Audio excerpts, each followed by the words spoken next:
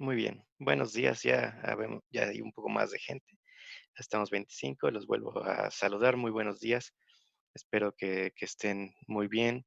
Ya estoy leyendo aquí cómo estuvieron en la semana. Esperemos que poco a poco también vayamos teniendo más certidumbre acerca de cómo van a proseguir las cosas de aquí a lo que resta.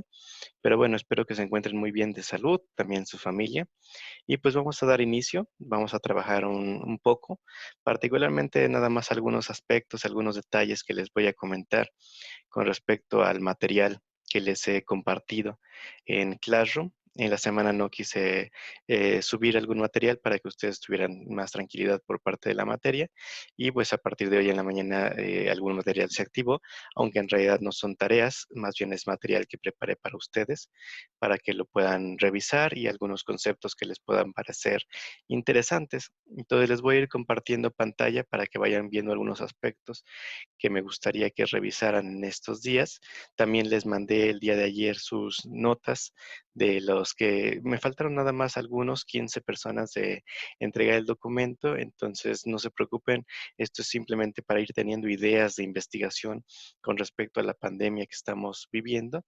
Y bueno, esta semana además se acumuló un poco más de información porque empezamos a ver también otras conductas interesantes que valdría la pena estudiar y adjuntar a las ideas que ustedes ya me mencionaron, como por ejemplo las compras de pánico, la situación de la desinformación, las fake news con respecto a la ansiedad, el estrés, la depresión, con respecto a la parte del aislamiento social, el desconocimiento del virus, la parte de cómo hay la violencia familiar dentro de diferentes regiones y son temas muy interesantes y habría que adjuntarle ahora los temas que tenemos con respecto a la violencia hacia el personal médico, de limpieza y demás de los hospitales y otros lugares con respecto a esta pandemia y también el comportamiento que hubo en estos días santos con respecto a la compra en los mercados y otros lugares, las aglomeraciones. Entonces, podemos ir siguiendo esta dinámica, esta idea de plantear ideas de investigación con respecto a la psicología y la pandemia. Entonces, hoy les voy a mostrar elementos que tienen que ver con otra cosa muy importante, que son las hipótesis. Esas son más difíciles de establecer en los trabajos que ustedes me mandaron. En la mayoría de ellos hice varias correcciones.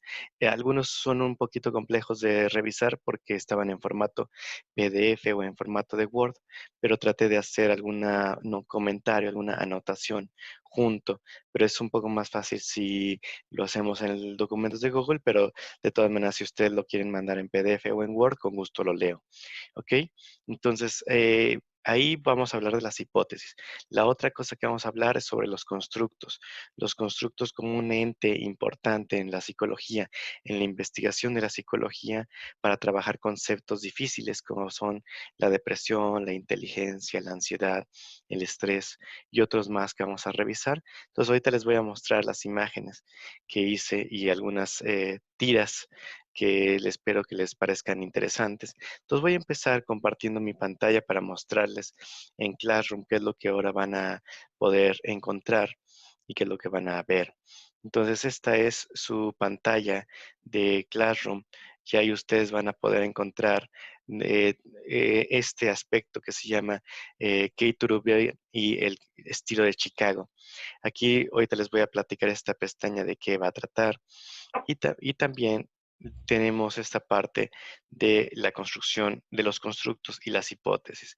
Y aquí en la parte de los constructos y las hipótesis les puse algunas cosas que me parecieron interesantes con respecto a los constructos y las hipótesis. Les hice dos mapas mentales para que los puedan ahí revisar. ¿Ok? Entonces me parece que ahí podemos encontrar varias cosas interesantes. Otra cosa que les subí también, nada más que ahorita no lo veo directamente, es tópicos, diseños, proyectos de investigación y pensamiento crítico. Aquí les agregué dos tiras cómicas que realicé para ustedes con los aspectos principales de cómo hacer investigación y demás. Entonces ahorita se los voy a mostrar. ¿Ok? Entonces, son los materiales que ahorita les tengo preparados para esta semana, ¿ok?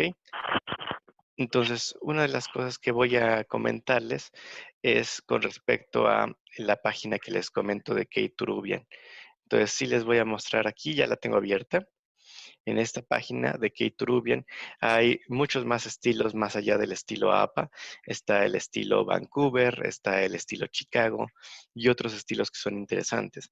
Entonces, K-Turubian era una experta en metodología de la investigación y ella escribió manuales para escritura, tanto para estudiantes como para investigadores. Y en uno de ellos tiene esta página de internet que es el manual para escritores y en la pestaña que yo les compartí es en la pestaña de ayudas y herramientas, la pestaña que es para recursos del salón para profesores. Y se los comparto porque tiene elementos bastante interesantes a revisar que vamos a comentar un poquito acá. Porque la idea, recuerden, de esta materia es tener una idea de cómo plantear un problema. Ya ustedes tienen ideas de investigación. Ahora lo que necesitamos es la parte de la metodología hacia cómo plantear estos problemas, cómo escribirlos correctamente. Entonces, yo les quiero mostrar rápidamente esta pestaña de por qué investigar. ¿Por qué investigar? Y nos abre documentos de PDF. Y aquí básicamente tiene estos 3 puntos que quisiera platicarles rápidamente, aunque ustedes también los pueden buscar desde sus hogares, que es que la investigación tiene que ver más con su economía futura, más que con su educación actual. Y esto es importante porque la investigación es un camino también laboral en el cual uno puede obtener bastantes beneficios con respecto a hacer investigación. ¿Sale? El segundo punto que es importante en la pandemia que estamos viviendo actual es que si hacemos investigación, podemos entender qué información es confiable y cuál no es confiable, en cuál podemos nosotros tener más certeza de que se siguió un procedimiento riguroso. Y eso es importante por lo que estamos viviendo actualmente. Entonces, aquí varios de ustedes me comentaron, lo cual agradezco mucho en estos trabajos que ustedes me mandaron, que es la desinformación, cómo poder generar canales de información adecuada sabiendo que mucha gente revisa las redes sociales. Hemos visto en estos días como varios videos en internet han circulado con noticias falsas en Facebook, en WhatsApp, que se ha convertido en una fuente de desinformación. Entonces, nosotros si hacemos investigación como la que ustedes hicieron, leyendo artículos, algunos de los que yo les comenté, otros más de los que ustedes pudieron buscar, se dieron cuenta que nosotros podemos tener esta desinformación muy fácilmente. Entonces, si nosotros hacemos investigación, podemos identificar la información confiable. Y la tercera, que es la parte idealista, soñadora, que es que hacer investigación es algo que nos puede causar emoción por investigar o por conocer algo nuevo, por descubrir algo nuevo que no conocíamos. Me imagino que en estos trabajos en los que ustedes pudieron leer algo del COVID, algo del virus, pueden encontrar o pueden conocer algo que es diferente. Entonces, esta página de Keiturubian nos va llevando por esta parte. Otro aspecto que es interesante es cómo escogemos un tema de investigación. Y para aquí, de cómo escogemos un tema de investigación, tiene que ver con 3 puntos importantes, que son el tema, la pregunta y la significancia, es decir, qué tanto importa este tema. Y aquí les voy a mencionar esta imagen que yo les decía que hice para ustedes con respecto a la investigación, que es esta de acá. Eh, Esta tira cómica que yo generé para ustedes, que le llame proyectos de investigación. ¿Y cuáles son las 5 metas generales del proceso de investigación? Pues hacer una pregunta que valga la pena responder. Eso tiene que ver con la significancia. Encuentra una respuesta que puedas argumentar correctamente. Nosotros tenemos que tener un sustento teórico, práctico, para poder decir que que esa respuesta vale la pena. La otra es, encuentra evidencia confiable para sustentar tus argumentos, es decir, recolectar datos. Ya lo hemos platicado en otras ocasiones, que la recolección de datos es sumamente importante, el papel que juegan los datos. La otra, escribir un buen reporte sobre tus respuestas. Nosotros tenemos que presentar nuestras respuestas, ¿sale? Tenemos que presentarlas en manera de una conferencia, un seminario, un artículo, un libro. Entonces tenemos que escribir eso. Y además, pues tenemos que hacer la revisión para que nosotros podamos enseñarle al lector que estamos cubriendo nuestros puntos anteriores. ¿Y cómo logramos tener estos intereses de investigación? Como lo digo en esta segunda parte, ¿de qué temas conozco? ¿De qué me gustaría saber más? ¿Qué temas más se malinterpretan en el campo, fuera del campo? Recuerden que mucha gente trata de hacer de repente todólogo y trata de interpretar temas. Entonces, ¿qué temas fuera de nuestro campo se están interpretando mal? ¿Qué está trabajando la gente de mi institución? Etcétera, etcétera, etcétera, etcétera, que podamos ver.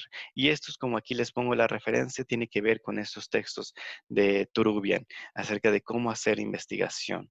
¿Ok? Entonces, ustedes van a tener diferentes temas, diferentes aspectos de la investigación que podamos ver y lo podemos formular como lo dice ella. Estoy trabajando en el tema tal. ¿Por qué? Porque quiero encontrar tal cosa, tal que pueda ayudar a otros a entender tal aspecto.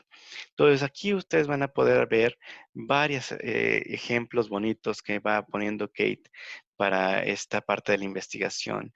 Cuáles son los argumentos, cómo hacemos un argumento sólido a partir de la declaración, del argumento que hacemos, la investigación y la evidencia. Entonces, ustedes van a ver aquí cuál es esa mezcla, que es el argumento que nosotros, la declaración que estamos haciendo, las razones por las que las estamos haciendo y la evidencia. Ustedes lo que están construyendo ahorita al leer temas de investigación es trabajar sobre las razones. ¿Ok? Entonces ustedes van a tener estos tópicos que ustedes pueden ver que son interesantes. Me regreso nuevamente al trabajo de clase que ustedes podrán encontrar. Y para hacer esta revisión bibliográfica, lo que nosotros hacemos es seguir esta línea del pensamiento crítico, que son cuáles son los puntos para una aproximación sistemática con respecto a la revisión bibliográfica. Pues ver que la pregunta de investigación en ese artículo sea clara, que la introducción y los antecedentes del problema sean consistentes con la pregunta de investigación, que las hipótesis sean apropiadas y estén definidas de manera clara, que se definan adecuadamente los términos importantes, definir adecuadamente las variables dependiente e independiente, también tener esta parte del planteamiento del control, que controlemos las variables extrañas que puedan existir, que los diseños de investigación sean los adecuados para llevar a cabo la investigación, los métodos y los procedimientos que van a utilizarse estén bien descritos, que la muestra esté bien seleccionada, que los análisis sean adecuados, lo cual es muy importante. A veces tenemos en cuenta que los análisis no son correctamente seleccionados y eso nos puede ocasionar bastantes problemas. ¿Ok? Entonces, en este sentido de cómo hacemos la investigación, también tenemos que tomar en cuenta que los resultados los hayan presentado correctamente, que la discusión que se presente en el artículo esté bien razonada y que las conclusiones sean válidas y justificadas. Pero además de eso, tenemos que cuidar el estilo. ¿Cuál es el estilo? Las referencias. Que las referencias estén bien tomadas, que las referencias estén bien escritas, perdón, tanto la cita con la referencia coincidan, eso es de suma importancia, y también la parte de la ética, que el estudio que se realizó haya sido ético, que no se haya transgredido ninguna situación, siguiendo las ideas básicas de la ética en la investigación en psicología. Y finalmente, esta pregunta es para todos ustedes, es ¿qué haríamos para mejorar el estudio? ¿Cómo rediseñamos el estudio? ¿Sale? Entonces, todo este material ustedes lo tienen ya directamente en Classroom, pero se los quería comentar para que ustedes lo vayan viendo en este momento. ¿Ok? Entonces, voy a abrir un momento a preguntas, comentarios, si es que tienen alguna situación.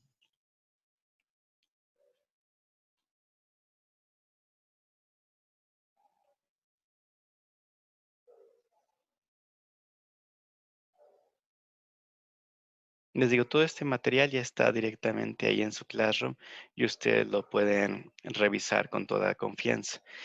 También está la parte de constructos e hipótesis que en algún momento se las comento, pero les comento esta primera parte como parte crítica, que es importante de cómo pensamos acerca de la investigación, cómo podemos hacer tener un pensamiento más crítico acerca de lo que leemos, porque no solamente se trata de leer la estructura del artículo en su conjunto de manera completa, sino se trata también de tener una idea de cómo lo pensamos para saber qué artículo es importante. Muchas veces la pregunta que ustedes pueden tener es, ¿pero qué artículo vale la pena? ¿Qué libro vale la pena? ¿Qué video vale la pena? Bueno, tenemos que tener estas líneas. Esta es una directriz única y exclusivamente, pero ustedes pueden utilizarla para pensar de manera crítica acerca de los problemas. Entonces, se las dejo ahí, está, les digo, en el Classroom y también está el link para la página de Kate Turubian que yo les comento para que ustedes lo puedan revisar de manera adecuada. ¿Ok? Entonces, no sé si hay algún comentario, alguna pregunta.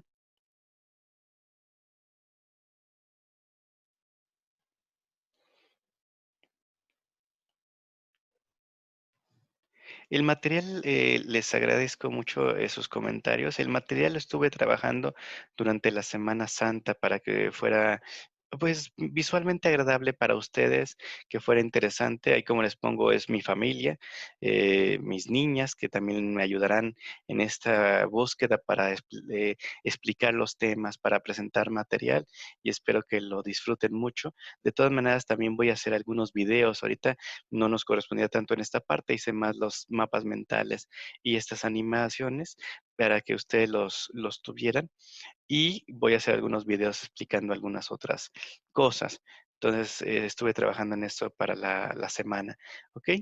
Entonces, bueno, si no hay algún otro comentario, les quiero mostrar los mapas mentales para que ustedes cuando los revisen ahí en la comodidad de su casa los puedan ver tranquilamente, se pueden ampliar para que ustedes vean las letras, a lo mejor parece muy chiquito, pero se pueden ampliar. Entonces voy a volver a compartir la pantalla para que ustedes puedan ver ese material sobre los constructos. ¿Qué es un constructo? Pues un constructo es un concepto, es una idea que nosotros no observamos directamente. A eso le llamamos latente. Cuando decimos variables latentes, nos referimos a variables que no observamos directamente.